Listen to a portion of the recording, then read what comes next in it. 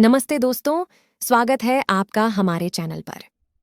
आज की कहानी है एक ऐसे सच्चे और दिल को छू जाने वाले इंसानी मोमेंट्स की, जो हमें याद दिलाती है कि कभी-कभी छोटी सी मदद से ही जीवन में बड़ा बदलाव आ सकता है।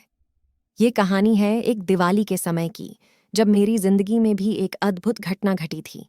आइए इस कहानी के सफर में हम सभी मिलकर चलें और देखें कि एक छोटी सी घटना हमें कैसे एक सच्चे नए दृष्टिकोण की ओर मोड़ सकती है। तो बिना किसी देरी के आइए शुरू करते हैं इस मनोहर कहानी का सफर। ये बात 1 साल पहले की है। दिवाली का समय था और मुझे ऑफिस से बोनस मिला था।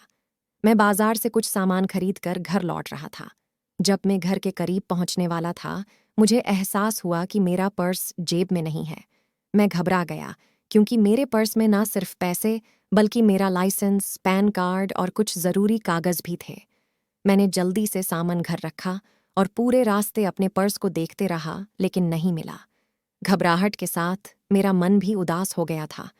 त्योहार के समय जब किसी के साथ ऐसी घटना हो जाए तो आप समझ सकते हैं कि उसे कैसा लगता होगा। मैं हार मानकर घर आ गया और सोचा कि अगले दिन FIR लिखवाऊंगा। उदासी में बैठा मैं बस अपने आप को कोस रहा था और सोच रहा था कि आखिर कैसे मेरा पर्स गिर गया। रात के करीब 8 बजे दरवाजे की घंटी बजी और मैंने दरवाज़ा खोला।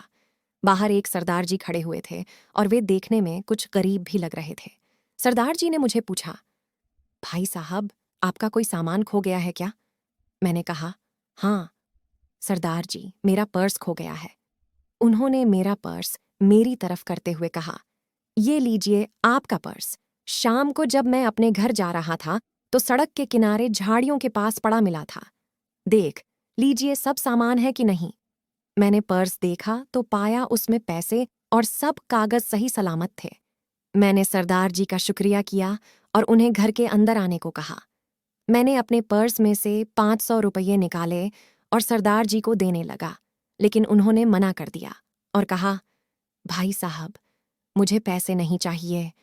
मैं इलेक्ट्रीशियन और काम की तलाश में हूँ। अगर आप मुझे कहीं काम दिलवा दें तो बड़ी मेहरबानी होगी। मैं समझ गया कि सरदार जी मुझसे बिना काम के कभी पैसे नहीं लेंगे। मैंने सरदार जी को कहा कि 2 दिन तक इंतज़ार करें, अगर कोई काम हुआ तो उन्हें बताऊंगा।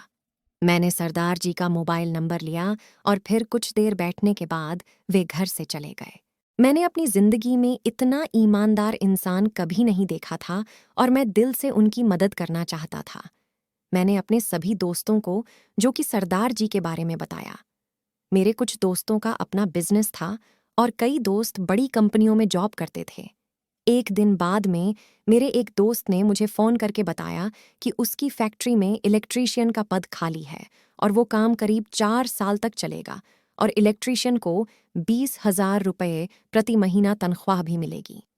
बस, फिर क्या था, मैंने सरदार जी को फ़ोन लगाया और अपने दोस्त की फैक्ट्री का पता दे दिया। उसी दिन शाम को सरदार जी मेरे घर आए और कहा, भाई साहब, मैं सोच रहा था कि इस दिवाली को अपने बेटे के लिए मीठे और पटाखे कैसे खरीदूंगा, लेकिन आपने मेरी दिवाली खुशियों से भर दी। मैं आपका शुक्रिया कैसे करूं? सरदार जी बहुत खुश लग रहे थे और उन्हें देखकर मैं भी बहुत खुश था। मैंने उन्हें कहा, सरदार जी, ये तो आपके कर्मों का फल है। आपने मेरा पर्स लौटाकर मुझे निराश नहीं होने दिया, तो मैंने आपको निराश कैसे होने देता?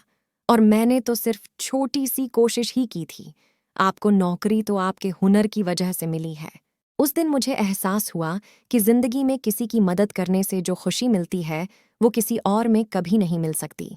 दोस्तों, आप भी हमेशा किसी ना किसी की मदद करने की कोशिश ज़रूर करें। आपको जो खुशी और सुकून मिलेगा, वो निःशब्द है। तो दोस्तों, आप सभी को दिवाली की हार्दिक शुभकामनाएं। हैप्पी दिवाली। अगर आज की कहानी आपको अच्छी लगी हो तो प्लीज़ लाइक एंड कमेंट करके ज़रूर बताएं और ऐसे ही कहानियों के लिए मेरे चैनल को सब्सक्राइब कर दीजिए। Thank you for watching.